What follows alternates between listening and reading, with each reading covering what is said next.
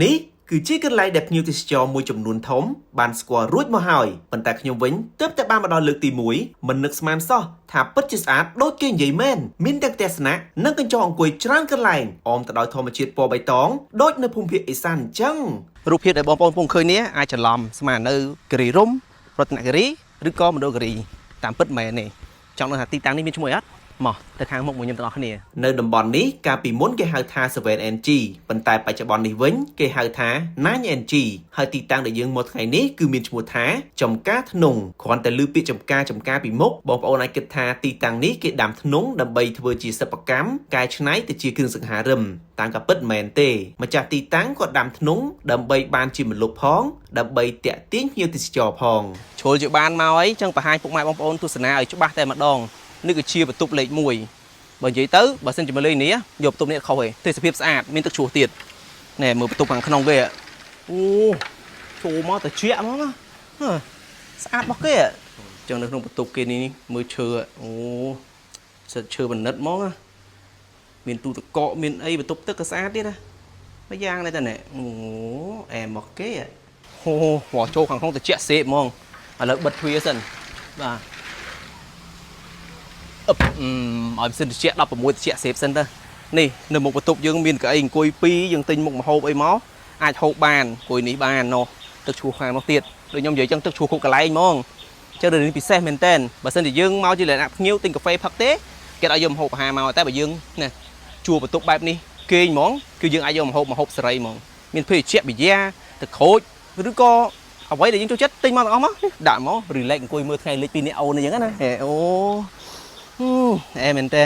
សម្រាប់ទីតាំងចការធ្នង់នេះគឺគាត់មានផ្ទះស្នាក់បែបខ្មែរបែបនេះគឺមានចំនួន8បន្ទប់ហើយមកបន្ទប់ហ្នឹងគាត់ប្រាប់ខ្ញុំថាក្នុងមួយយប់គឺតម្លៃ$50ស្អាតមែនតើបាទនៅជុំវិញបន្ទប់សិតតែដើមស្លាហើយជាពិសេសមានទឹកជ្រោះទៀតហើយទឹកជ្រោះមិនមានមួយកន្លែងនេះមានច្រើនណានៅខាងនោះក៏មានខាងនេះក៏មាននៅខាងក្រុមនោះក៏មានដែរបើនិយាយរួមទៅការរៀបចំផ្ទះនេះគឺម្ចាស់ទីតាំងគាត់ប្រាប់ខ្ញុំថាគឺគាត់រៀបចំបែបខ្មែរបុរាណតែម្ដងដែលមានដាំដូងក្តារចប៉ាចប៉ីអញ្ចឹងណាអូនៅក្រុមផ្ទះនេះមានចំសន្សាយទេនេះ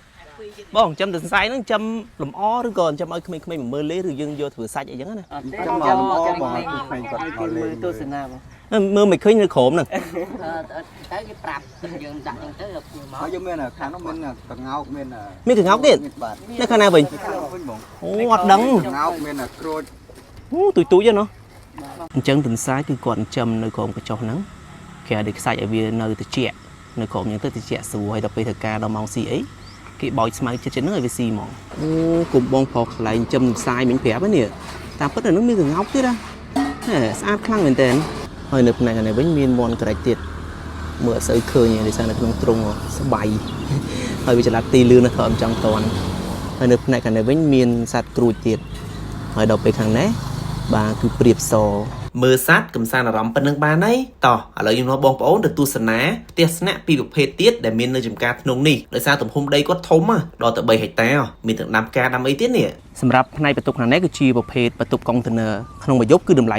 $30ហើយសម្រាប់បន្ទប់កុងតឺន័រនេះផងដែរគឺមានទាំងអស់6បន្ទប់ឥឡូវមកទៅមើលខាងក្នុងទាំងអស់គ្នាអញ្ចឹងនេះគឺជាផ្នែកខាងក្នុងនៃបន្ទប់កុងតឺន័រដោយសារជាប់សោចូលក្នុងអត់បានទេហើយបន្ទប់ទឹកនៅខាងក្រោយយើងចូលតាមទ្វារខាងក្រោយនោះហើយខាងមុខនេះគឺមានទ្វារច្រកចេញដើម្បីមើលទិដ្ឋភាពថ្ងៃលិចហើយសម្រាប់បន្ទប់2ផ្នែកខាងនេះវិញគឺតម្លៃមួយយប់$40ឃើញរូបរាងខុសគ្នាតិចទេបងប្អូនពិសេសខ្លាំងមែនតើហើយការដែលពិសេសមួយទៀតនោះគឺសម្រាប់តម្លៃបន្ទប់ទាំងអស់ពីថ្ងៃច័ន្ទដល់ថ្ងៃសុក្រគឺចុះ$10ជូនបងប្អូនប៉ុន្តែបើថ្ងៃសៅរ៍អាទិត្យឬថ្ងៃបុណ្យទានគឺតម្លៃពេញតែម្ដងនៅផ្នែកខាងនោះទៀតមានអាងទឹកធំអញ្ចឹងសម្រាប់ផ្នែកខាងនេះគឺជាអាងទឹកមួយដែលយើងអាចធ្វើការហែទឹកលេងបានផងដែរក្មេងៗអីចូលចិត្តហ្មងនេះប៉ុន្តែមិនមែនជាបន្ទប់គេងទេបងប្អូនកុំយល់ច្រឡំគឺជាកញ្ចក់អង្គុយចឹងផ្នែកខាងនេះក៏ជាកញ្ចក់អង្គុយដែរបងប្អូនចង់អង្គុយណាក៏បានអង្គុយខាងនោះក៏បានអង្គុយខាងនេះក៏បានអញ្ចឹងយើងគិតថាសម្រាប់ពុកម៉ែបងប្អូនដែលមានបងប្អូនកុមារាកុមារីកូនតូចៗអីហ្នឹងមកលេងខាងនេះត្រូវហ្មងដែលចូលមកនៅខាងស្ដាំដៃបាទគឺមានអាងទឹកលេងមិនសូវជ្រៅហ្មងទេហើយសម្រាប់ផ្នែកខាងនេះវិញបងប្អូនកុំច្រឡំស្មាបន្ទប់គេងមិនមែនទេគឺជាកញ្ចក់ដែលអង្គុយញ៉ាំអីដូចគ្នាប៉ុន្តែមានម៉ាស៊ីនត្រជាក់ហើយបើសិនជាបងប្អូនចង់អង្គុយក្នុងហ្នឹងគឺត្រូវចំណាយក្នុងការហូបហ្នឹងឲ្យអស់$40,000មិនគេហ្វ្រីបន្ទប់បើមិនចឹងទេគេគិតតម្លៃទៅលើសេវាកម្មក្នុងការយកបន្ទប់បើកម៉ាស៊ីនត្រជាក់ចឹងណា